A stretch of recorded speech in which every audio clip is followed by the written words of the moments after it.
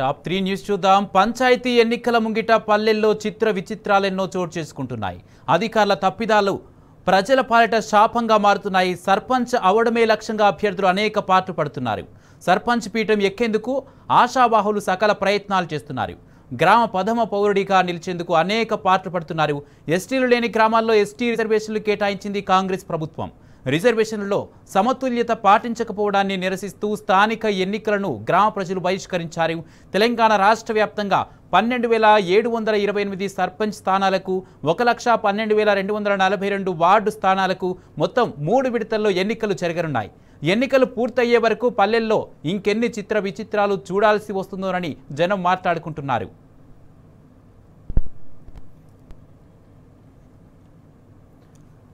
దీనిపై మరింత సమాచారం ప్రతినిధి కిరణ్ అందిస్తారు. కిరణ్, సర్పంచ్ అవ్వడమే లక్ష్యంగా అభ్యర్థులు అనేక పాట్లు పడుతున్నారు.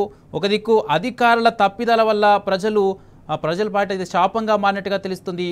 రిజర్వేషన్ల విషయంలో కూడా తప్పిదాలు కనబడుతున్నట్టుగా తెలుస్తుంది. దీనికి సంబంధించి పూర్తి అప్డేట్స్ ఏంటి?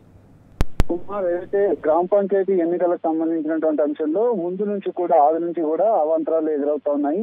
రిజర్వేషన్ల అంశం ఒకసారి అయితే ఇప్పుడు తాజాగా గ్రామాల్లో పోటీ చేసేటువంటి అభ్యర్థుల అంశంలో కూడా కొంత గందరగోళం నెలకొంది. ప్రస్తుతానికి ఏకగ్రీవాలైతే రాష్ట్ర వ్యాప్తంగా ఉన్నటువంటి గ్రామ పంచాయతీల్లో జోరుగా కొనసాగుతున్నాయి. మొదటి విడతలోనే సుమారు 400కు పైగా ఏకగ్రీవాలు జరిగాయి. ఈ రోజు 3వ విడత నామినేషన్ల స్వీకరణకు సంబంధించి గడువు మరి కాసేపట్లో ముగియబోతోంది. ఈ ఎన్నికలు 17వ తేదీన జరుగుతాయి. మొదటి విడతకు సంబంధించినటువంటి అన్ని రకాల ఏర్పాట్లు రాష్ట్ర ఎన్నికల సంఘం చేసింది. మొత్తంగా ఈ నెల 11వ తేదీన ఉదయం 7 గంటల నుంచి మధ్యాహ్నం 1 గంట వరకు ఎన్నికలు జరుగుతాయి. అదే రోజు మధ్యాహ్నం ఫలితాలు వెల్లడిస్తారు. మొత్తం 2వ విడతకు సంబంధించినటువంటి అంశంలో నామినేషన్ల పరిశీలన పూర్తయింది. లిస్ట్ అవుట్ కూడా వాళ్ళు ఎవరైతే పోటీ చేసేటువంటి అభ్యర్థుల లిస్టు కూడా ఫైనల్ చేశారు. మొత్తంగా ఈ నెల 14న 2వ విడతకు సంబంధించినటువంటి పోలింగ్ జరుగుతుంది. అదే రోజు ఫలితాలు వెల్లడిస్తారు.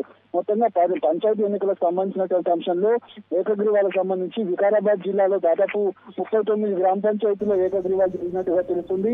రెండో పూర్తిగా ఆదిలాబాద్ జిల్లా ఉంది. అంతేకాకుండా ఈ జిల్లాల వ్యాప్తంగా కూడా ఏకగ్రీవాలు జరిగినటువంటి ప్రాంతాల్లో కూడా పూర్తి స్థాయిలో ఎన్నికల కోడ్ అనేది అమల్లో ఉంటుందని కూడా రాష్ట్ర ఎన్నికల సంఘం సూచించింది.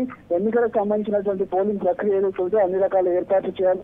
ఎక్కడ చిన్న అవాంఛనీయ ఘటనలు చోటు చేసుకోకుండా ఉండేందుకు అన్ని రకాల ఏర్పాట్లు చేయాలంటే కూడా రాష్ట్ర ఎన్నికల సంఘం నిన్న వీడియో కాన్ఫరెన్స్ లో చెప్పినటువంటి నేపథ్యంలో ఈ నెల 17 వరకు కూడా ఎన్నికల కోడ్ అమల్లో ఉంటుంది. కానీ ఎక్కడ కూడా డబ్బు మద్యం పంపిణీకి సంబంధించినటువంటి ఏదైతే రిపోర్ట్ కూడా ఇప్పటి వరకు రాష్ట్ర ఎన్నికల సంఘం బయటకైతే వెల్లడించలేదు. మొత్తంగా 3 విడతల్లో జరిగేటువంటి ఎన్నికల ఏర్పాట్లకు సంబంధించినటువంటి అన్ని చర్యలు కూడా రాష్ట్ర ఎన్నికల సంఘం చేపట్టింది. కుమార్, అయితే కిరణ్, అంటే ఏకగ్రీవాల పేరిట ఇటు గ్రామాల్లో కాంగ్రెస్ అరాచకాలు సృష్టిస్తున్న పరిస్థితి, దీనిపై గ్రామ ప్రజలు ఏమంటున్నారు?